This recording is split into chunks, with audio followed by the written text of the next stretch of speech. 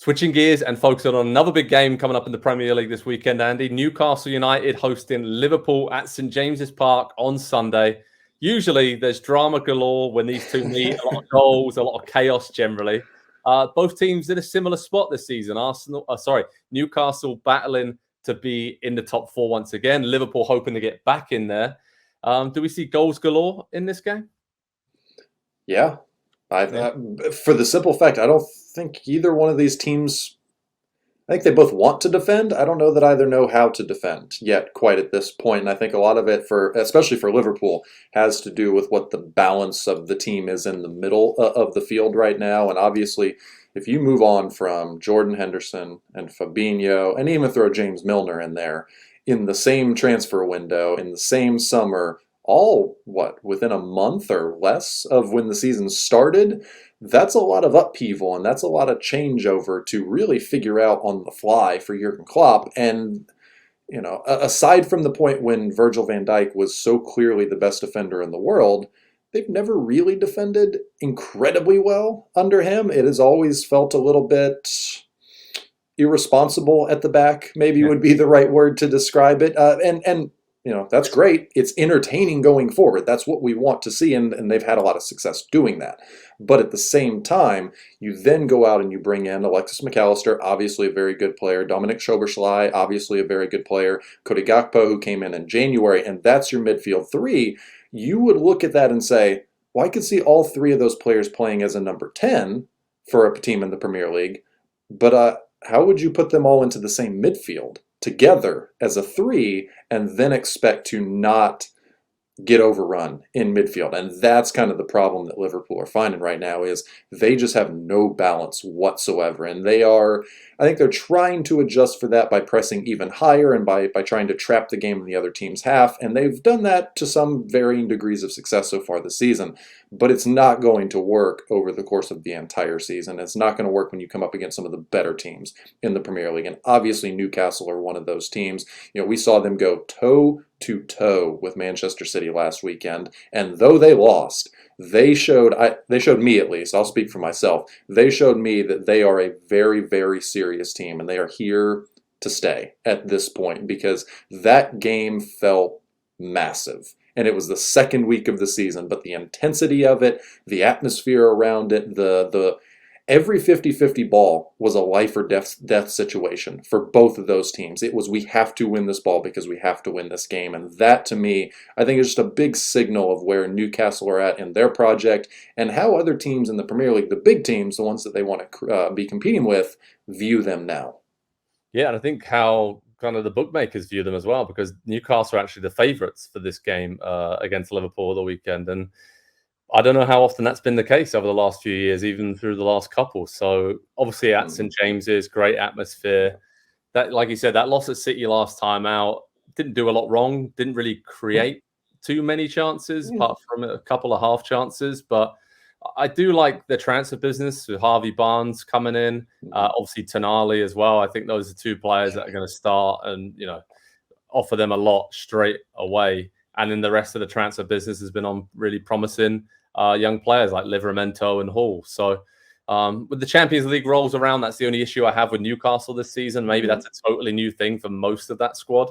How do they cope with squad rotation? It's deep enough, I think, but I still don't know. I mean, just because it's an unknown situation with this group of players, and even Eddie Howe as a manager, I mean, he's never had that in his career up until this date. So with Liverpool, though, the midfield balance, talked a lot about it. I was at the Chelsea game on the opening weekend of the season, and it was all over the place.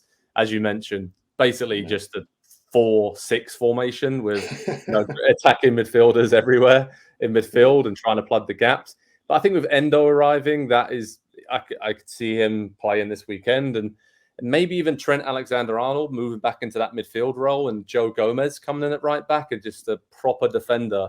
I think I'd like to see that maybe this season to cause stop some of these issues that teams have been causing Liverpool on the transition and on the counter attack. But yeah, going forward, as I mentioned at the top, Diaz, Salah, Jota, they've all looked really sharp. So I don't have any issues at all about Liverpool scoring goals, and that's never been the case under Jurgen Klopp.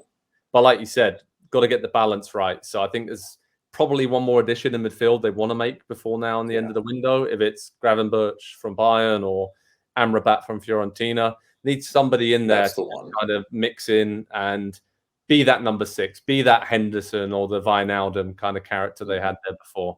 But I'm intrigued to see how it goes for Liverpool. Yeah, as you're talking about Joe Gomez there specifically, I don't know why this made me think of this. They could do with an Eric Dyer-esque defensive midfield type player, the way that Spurs had for a number of years, right? Like under Pochettino, somebody who, just exists to shield the two center backs. You can allow the fullbacks to do what they do the best, which is get forward, provide that width, which then gets you Luis Diaz and Mohamed Salah just a little bit narrower. They don't have to hold the width for the attack. It frees the rest of the midfield to get forward. It just feels like one player that can then drop in between the two.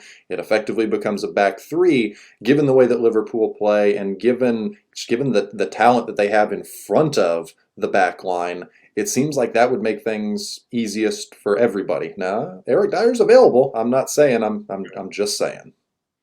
Yeah, obviously that Fabinho-sized hole in the midfield just hasn't been replaced as of yet. They've tried to. Caicedo and Lavia preferred to go to Chelsea instead. So Endo's come in, and I think there will be one more. But I think Endo will be a pretty good replacement for Hendo. Sorry, I had to say that. That just popped in my mind. Okay, so what's the score prediction for this weekend? Because probably I'm going with a 2-1 win to Liverpool. Bit of an upset, but I just think that they will be more clinical with their chances. And the only issue I have with Newcastle is sometimes them not taking their chances, or randomly all their goals come in a big bunch like it did against Villa when they had a 30-minute period where everything was going right and everything was hitting the back of the net. So I think it's going to be tight and going to be a lot of chances, as we mentioned, but just fancy Liverpool to edge it. What about you? I'm going to go the other way. I'm going to go 3-2 to Newcastle. I think that I could see that.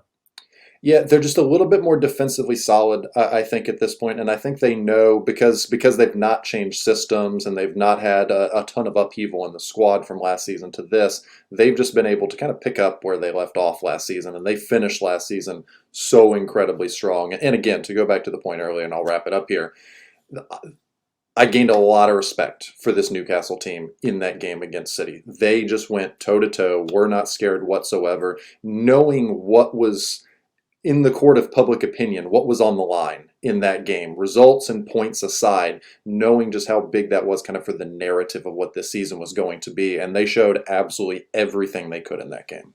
Yeah, it's going to be a fun one. Let's see what Newcastle and Liverpool have in store for us this weekend at St. James's Park. Head over to Pro Soccer Talk at NBCSports.com for how to watch information, live analysis, reaction, video highlights, and much more. We'll have you covered.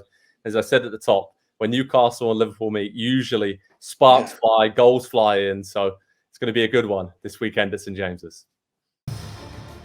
Hi there, I'm Rebecca Lowe, studio host for NBC's coverage of the Premier League.